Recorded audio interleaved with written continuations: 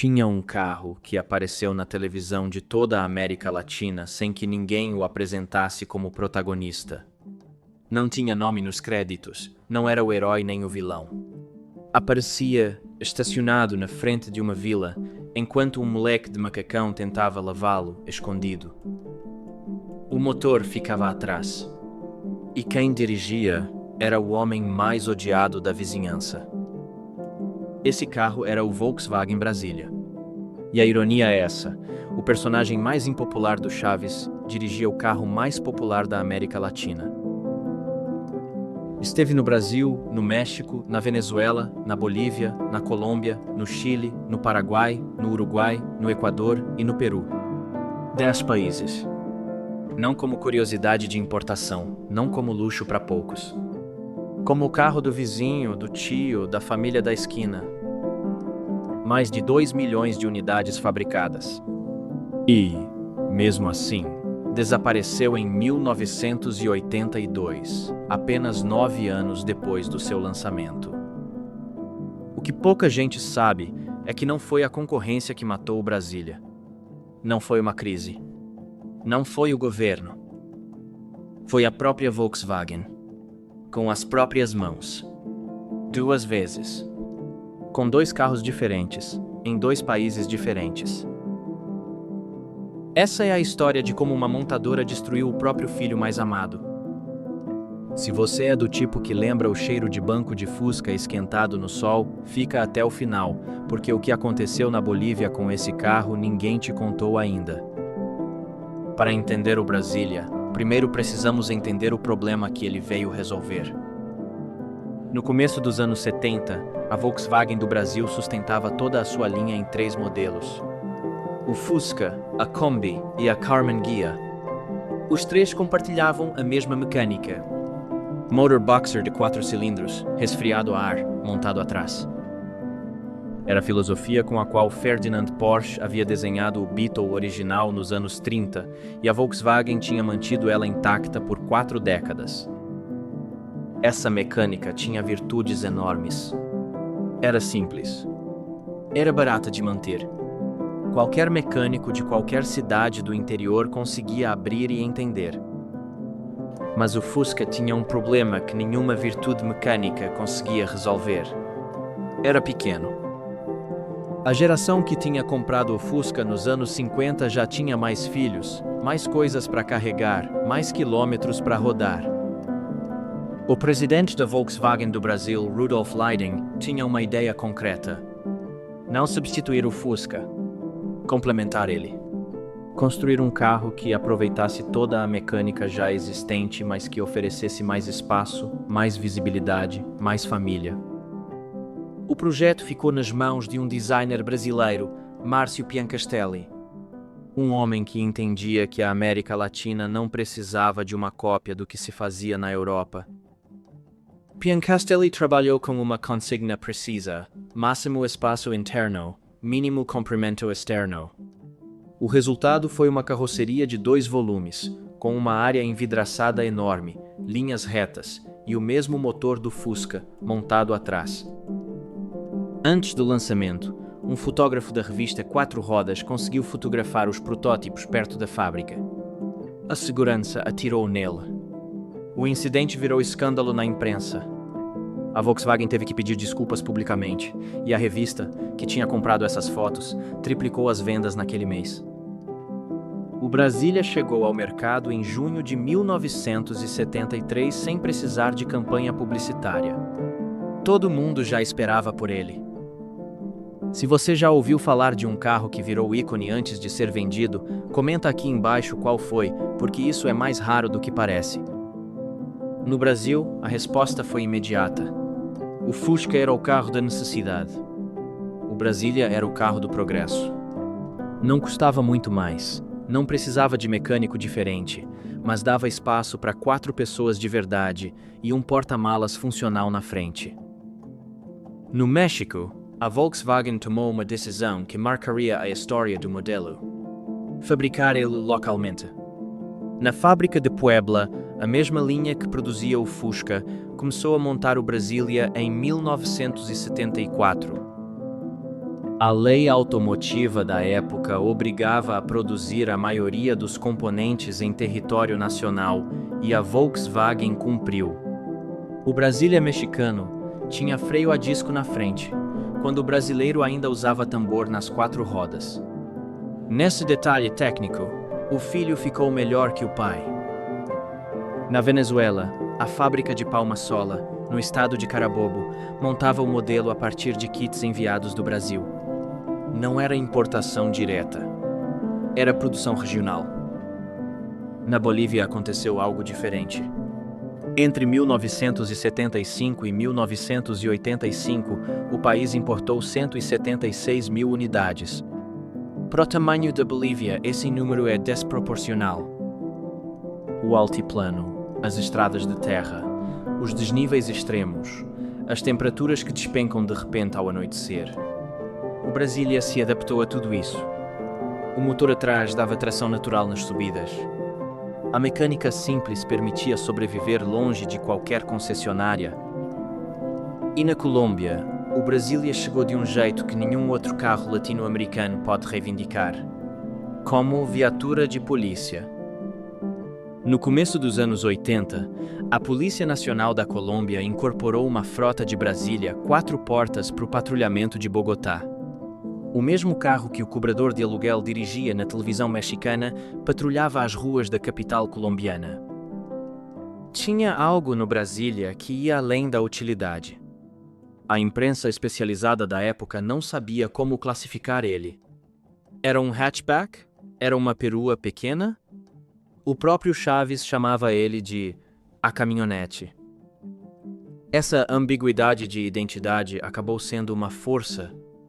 Ninguém tinha certeza do que era exatamente, mas todo mundo queria ter um. Em um episódio famoso, seu Madruga se oferece para revisar a mecânica do carro do seu barriga. Abre o capô da frente, encontra o porta-malas e declara com total convicção que o carro não tem motor. Essa cena, toda a América Latina viu. O Brasília do seu barriga era tão reconhecível em Lima quanto em Guadalajara. Esse nível de exposição na televisão não tinha preço. Não era publicidade. Era cultura. No Brasil, o Brasília também tinha sua própria mitologia, independente da TV. Um Brasília amarelo foi protagonista do clipe de pelado em Playboy da banda Mamonas Assassinas nos anos 90. O carro já nem era mais fabricado, mas continuava sendo símbolo nacional. Em 1978, a Volkswagen do Brasil já tinha vendido mais de 1 milhão de unidades. Era o carro mais vendido da história industrial brasileira. Até aquele momento, ninguém imaginava que o problema viria de dentro. Se você acha que uma empresa nunca destruiria o próprio produto de maior sucesso, espera só um pouco. Em 1976, enquanto as linhas de produção funcionavam a todo vapor, um engenheiro alemão chamado Philipp Schmidt começou a trabalhar em segredo num projeto novo. A matriz em Wolfsburg tinha mandado ele para o Brasil com uma missão específica: desenhar o sucessor do Fusca. Não do Brasília. Do Fusca. O plano original previa uma evolução do próprio Brasília, com um motor na frente, modernizando a plataforma. Mas Schmidt chegou numa conclusão diferente. Não fazia sentido modificar o que já existia. Era melhor construir algo totalmente novo. O projeto recebeu o nome interno de BX. Plataforma nova, motor na frente, tração dianteira. Tudo o que o Brasília não era. Em maio de 1980, a Volkswagen do Brasil apresentou o resultado. Chamava-se Gol sem F. Não era o Golf europeu, embora a semelhança fonética não fosse acidental. Era um carro pensado exclusivamente para a América Latina, com o nome do esporte nacional brasileiro. O primeiro Gol chegou ao mercado com o mesmo motor boxer do Fusca e do Brasília, mas montado na frente. Era mais moderno na carroceria, mais contemporâneo nas linhas e custava praticamente o mesmo que o Brasília. As vendas do Brasília caíram na hora. Em março de 1982, a Volkswagen do Brasil parou a produção. Definitivamente. 9 anos. Mais de 1 milhão de unidades no Brasil. Fim. Mas isso foi só a metade da história. No México, o assassino não foi o Gol. Foi o Caribe. O Caribe era o nome mexicano do Volkswagen Golf de primeira geração. Chegou ao México em 1977. No começo, conviveu com o Brasília sem conflito. Era mais caro, tinha compradores diferentes. Mas a Volkswagen do México foi reduzindo o preço do Caribe aos poucos. Ano após ano, a diferença entre os dois modelos foi diminuindo. O Caribe tinha motor na frente, tecnologia mais moderna, aparência mais europeia. Conforme o preço baixava, a escolha do comprador foi mudando. Em 1982, o Caribe e o Brasília custavam praticamente o mesmo. E ninguém que podia escolher entre os dois, escolhia o mais antigo. Na metade daquele ano, a Volkswagen do México parou a produção do Brasília em Puebla. 72.377 unidades fabricadas em 8 anos. Fim. 2 mercados de produção. 2 mecanismos de eliminação diferentes. O Gol no Brasil. O Caribe no México. A Volkswagen desenhou 2 armas específicas para substituir o próprio filho e usou elas com precisão cirúrgica. E aqui está o dado que muda tudo. Enquanto Brasil e México fechavam as linhas em 1982, a Bolívia continuava absorvendo o Brasília como se nada tivesse acontecido. 176 mil unidades entre 1975 e 1985. Para a escala geográfica e demográfica da Bolívia, esse número é extraordinário. O altiplano tem condições que destroem mecânicas frágeis. As estradas de terra que ligam cidades a povoados de montanha. Os desníveis que testam qualquer motor. As noites em que a temperatura despenca em pontos onde a água congela no radiador. O motor boxer resfriado a ar não tem radiador. Não precisa de anticongelante. Não tem sistema de arrefecimento líquido que possa congelar, perder pressão ou precisar de uma peça específica que, numa cidade da cordilheira, simplesmente não existe. Onde a distância até a oficina mais próxima se mede em horas de viagem, a mecânica que qualquer homem com ferramentas básicas consegue abrir e consertar vale mais do que qualquer especificação de catálogo. O Gol que substituiu ele tinha motor na frente e arrefecimento líquido. Era mais moderno no papel. Era menos útil no altiplano. O mercado boliviano soube disso antes dos engenheiros em São Paulo. Hoje se estima que 12.500 Brasília ainda circulam na Bolívia. Não como relíquia. Como transporte do dia a dia. No Paraguai, uma comunidade ativa de colecionadores restaura e galvaniza as carrocerias corroídas, porque a fábrica construiu elas sem nenhuma proteção contra a ferrugem. O carro que foi projetado para durar 9 anos está rodando há mais de 50, nas mãos de gente que decidiu não deixar ele morrer. O Volkswagen Brasília foi um carro que nasceu da inteligência prática da América Latina e morreu da ambição estratégica da própria empresa. A Volkswagen do Brasil criou ele para resolver um problema real. Fabricou com o que tinha.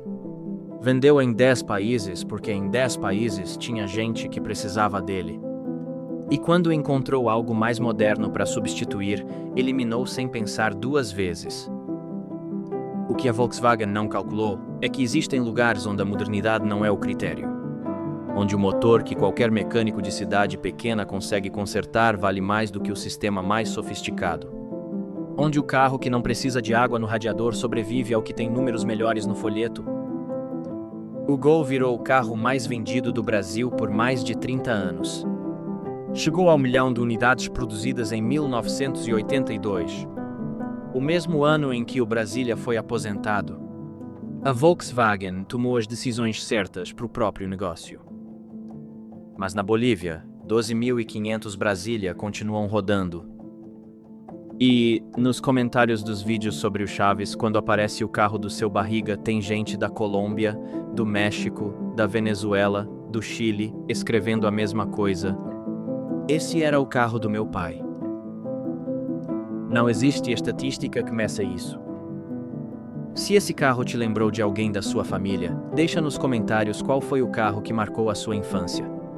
E se você curte histórias de carros que o Brasil esqueceu, se inscreve no canal, porque a próxima é sobre um carro que quase ninguém lembra que existiu.